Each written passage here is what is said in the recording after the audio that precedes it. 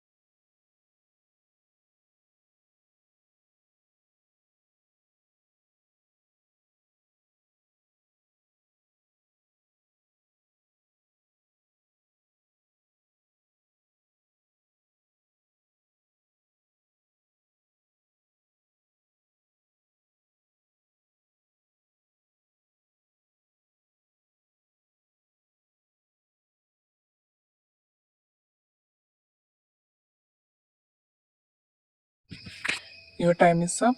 ഇവിടെ correct answer വരുന്നത് simultaneous production of adenosine and adenosine receptors എന്നുള്ളതാണ്. Question what particularly impressed Bo MC Carey of Harvard medical school. എന്താണ് particularly impress ചെയ്ത കാര്യം എന്നാണ് ചോദിച്ചിരിക്കുന്നത്. MC Carrie later discovered that as adenosine levels rise during sleep deprivation, adenosine levels rise ചെയ്യും. So do concentration of adenosine receptors.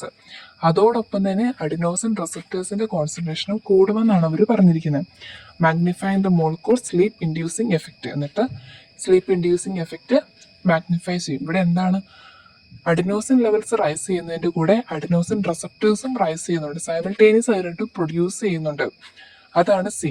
അവർ കണ്ടുപിടിച്ചത്. എന്താണ് Impress ചെയ്തെന്ന കാര്യമാണ് നമ്മളോട് ക്വസ്റ്റ്യൻ ചോദിച്ചിരിക്കുന്നത്.